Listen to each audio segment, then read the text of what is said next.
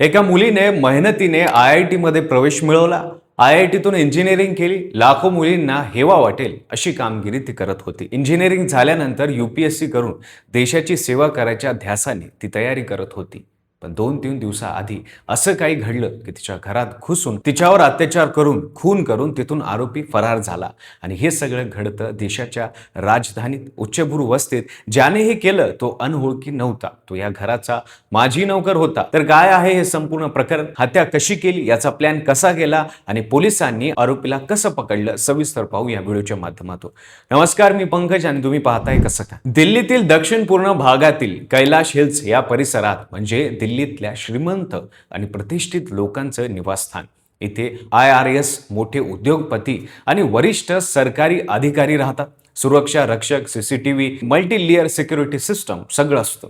पण 22 एप्रिल 2026च्या सकाळी याच वस्तीतल्या एका सोसायटीत असं काहीतरी घडलं जे ऐकून संपूर्ण देश हादरला. दिनेश गुप्ता हे IRS अधिकारी, त्यांची 22 वर्षीय मुलगी IIT दिल्लीतून कम्प्युटर इंजिनिअरिंग पूर्ण करून घरी UPSCच्या तयारीला लागलेली होती. देशाची सेवा करायचं स्वप्न डोळ्यात घेऊन दिवस रात्र अभ्यास करणारी ती मुलगी त्या सकाळी घरात एकटी होती. त्या दिवशी सकाळी 6:30 वाजण्याच्या सुमारास गुप्ता दाम्पत्य सोसायटीच्या जिम मध्ये गेले होते. नेहमीची सकाळ, नेहमीचं दिनचर्या. घरात मुलगी एकटी आहे हे माहीत असणाऱ्या एका माणसाने नेमकं याच वेळेची वाट पाहिली होती. राहुल मीना, वय अवघं 23 वर्ष, राजस्थानच्या अलवर जिल्ह्यातून आलेला. या कुटुंबाकडे 10 महिने घरकाम करणारा. पण 2 महिन्यापूर्वी त्याला घरातून काढून टाकलं होतं.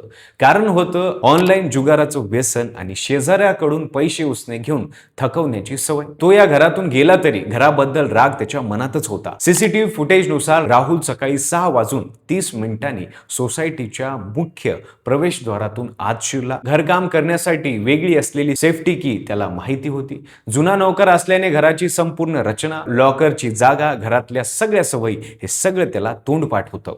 6:39 त्याने घराचं दार उघडलं. आत गेल्यावर त्याने अभ्यास करणाऱ्या मुलीवर आधी लोखंडी सळाईने हल्ला केला.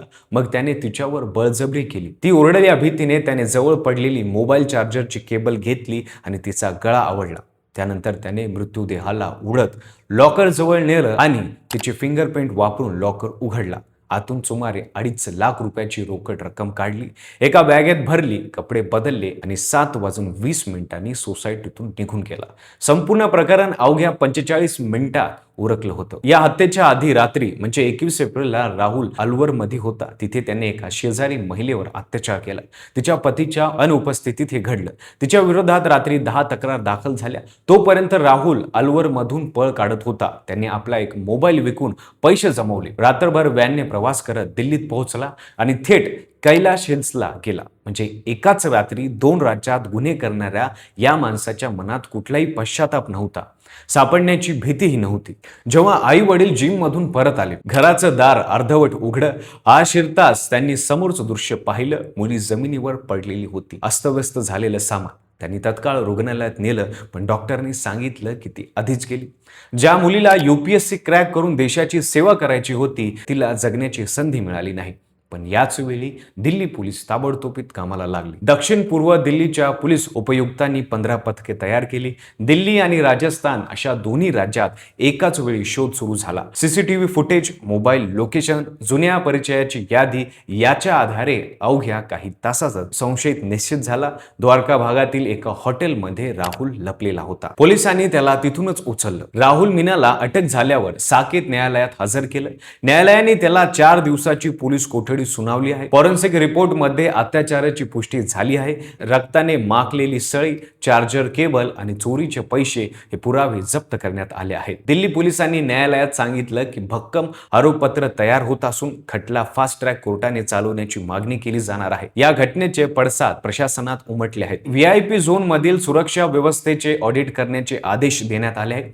घरकाम करणाऱ्याचे पोलीस व्हेरिफिकेशन सक्तीने करण्याबाबत नव्याने चर्चा सुरू झाली आहे. सरकार महिला सुरक्षतेबाबत आपली भूमिका मांडावी असा दबाव विविध संघटनांकडून येतोय.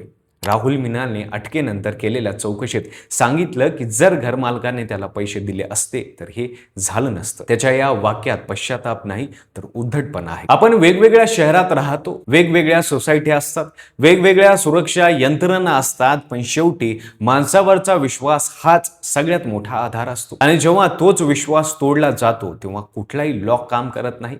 हे प्रकरण फक्त एका कुटुंबाशी शोकांतिका नाही, ती आपल्या समाजाचं आत्मपरीक्षण आहे. घरात काम करणाऱ्या माणसाची पार्श्वभूमी तपासणं आता गरजेचं आहे. ऑनलाईन जुगाराच्या विळख्यात सापडलेल्या तरुणाची वाढती संख्या, मानसिक आरोग्याकडे होणारं दुर्लक्ष आणि गुन्ह्यांना मिळणारी किरकोळ शिक्षा हे सगळं एकत्र येतं आणि असे गुन्हे घडतात.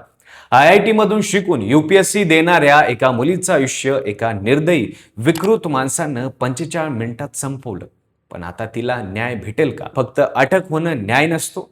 न्याय म्हणजे खटला लवकर चाल, न्याय म्हणजे आरोपीला त्याच्या कर्माची योग्य शिक्षा मिळणं, आणि न्याय म्हणजे यानंतर असे गुन्हे घडणार नाहीत असं वातावरण तयार करणं. तुम्हाला काय वाटतं या प्रकरणाबद्दल? आपल्या सरकारने काय पाऊल उचलायला हवे ते कमेंटमध्ये नक्की सांगा.